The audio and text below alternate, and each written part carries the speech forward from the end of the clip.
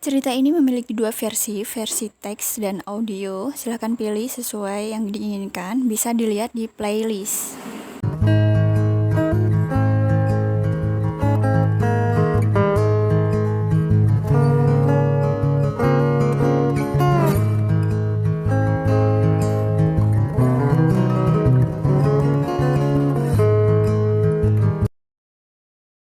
Selamat mendengarkan novel Kehilangan karya Poppy Novita. Apa maksud ucapan ibumu tadi? Aku bertanya pada Daniel setelah mobil mulai melaju pelan meninggalkan sekolahan. Yang mana? Daniel mengernyitkan dahi. Sepertinya tak paham, tapi aku tak peduli. Kamu berniat mengambil Irsya dariku? Oh, itu. Daniel terkekeh pelan. Mobil telah berjalan dengan kecepatan sedang jauh dari sekolahan. Aku gak mungkin ngambil Irsya tanpa persetujuan kamu, Dira. Aku dikasih kesempatan buat bisa deket sama Irsya aja udah bersyukur banget. Aku diam dan menatap depan. Aku percaya dengan Dania. Tapi ucapan Bu Nur benar-benar mengganggu pikiranku. Oh ya, aku lupa. Daniel berkata dan membuatku menoleh. Ia mengambil sesuatu di punggungnya. Buatmu. Lalu menyerahkan sesuatu yang terbungkus kertas kado warna coklat muda itu padaku. Ini apa? Aku bertanya. Sesuatu ini seperti bingkai foto dengan ukuran sedang. Buka aja. Daniel tersenyum. Senyum yang mengingatkanku pada masa muda dulu. Senyumnya masih sama. Sama manisnya. Pelan kurobek kertas yang membungkus itu. Lalu saat mengetahui isinya, aku terpesona. Semoga suka. Daniel berucap yang tak kutanggapi karena aku masih fokus pada apa yang kulihat. Lukisan itu kubuat 12 tahun lalu. Aku lupa pastinya kapan. Lukisan spesial yang pernah kujanjikan, tapi belum sempat kuberikan. Jari-jariku menyentuh kaca yang membingkai gambar wajahku. Wajah yang tersenyum lembut dengan rambut dikepang satu jatuh di sebelah kanan. Wajah lugu saat usiaku baru 18 tahun. Bagaimana bisa Daniel melukis wajahku sesempurna ini? Sejujurnya, lukisan itu kubuat setelah kamu pergi.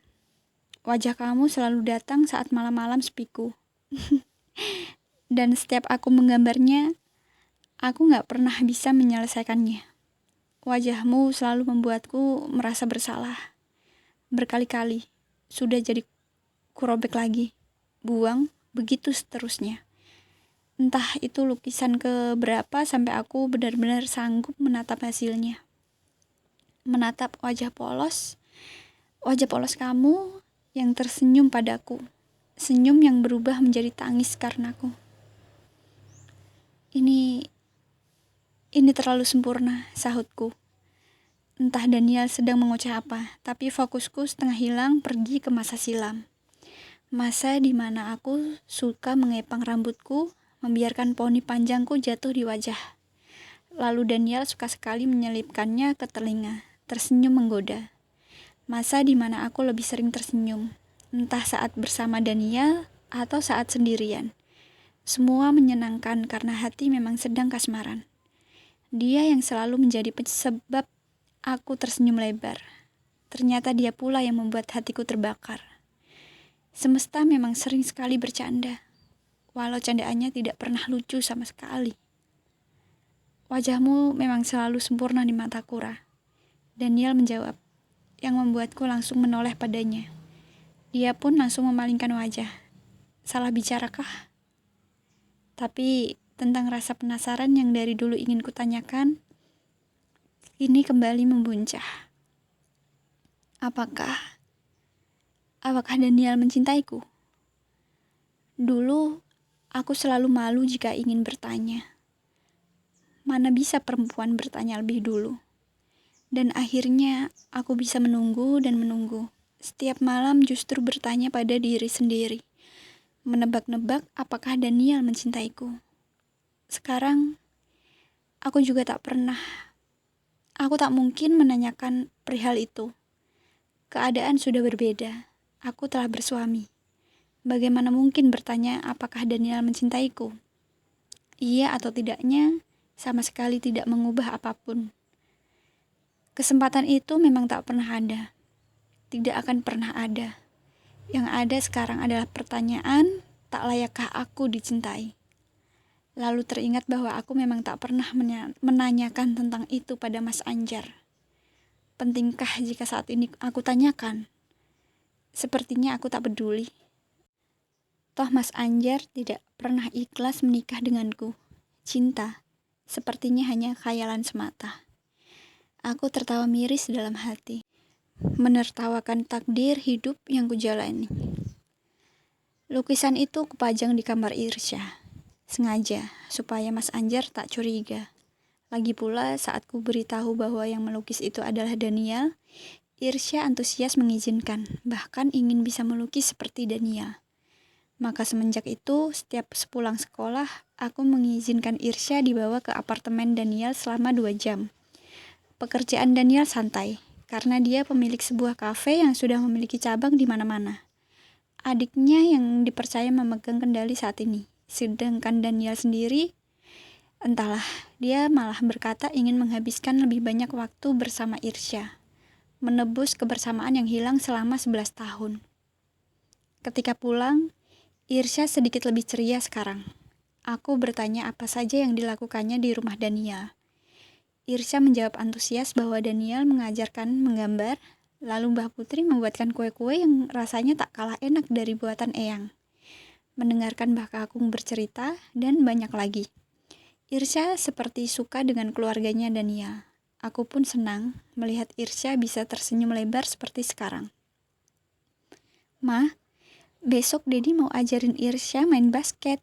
Irsya berkata malam pada minggu pertama setelah rutin berkunjung di apartemen Daniel setiap pulang sekolah.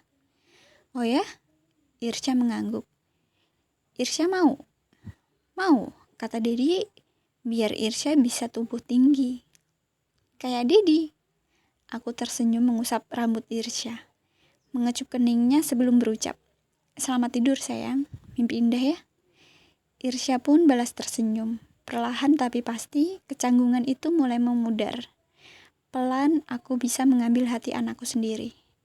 Maka esoknya, aku sengaja datang ke tempat Daniel. Bagas ada les piano sepulang sekolah. Waktu yang kupakai untuk memilih datang ke tempat di mana Daniel mengajak Irsya bermain basket. Di lapangan dekat apartemennya. Aku melihat dari jarak yang tidak terlalu jauh. Duduk di sebuah bangku kosong, menatap Daniel sedang sibuk mengajari Irsya mendribel bola, lalu melemparkannya ke ring. Berkali-kali gagal, tapi Irsya terlihat antusias. Tak pernah menyerah mencoba. Aku tersenyum melihatnya, sampai Daniel menyadari kehadiranku. Daniel membiarkan Irsya berlatih sendiri, sedangkan dirinya justru menghampiriku. Dia memakai kaos tanpa lengan. Kaos itu basah di bagian punggung karena keringat. Dahi dan wajahnya pun basah.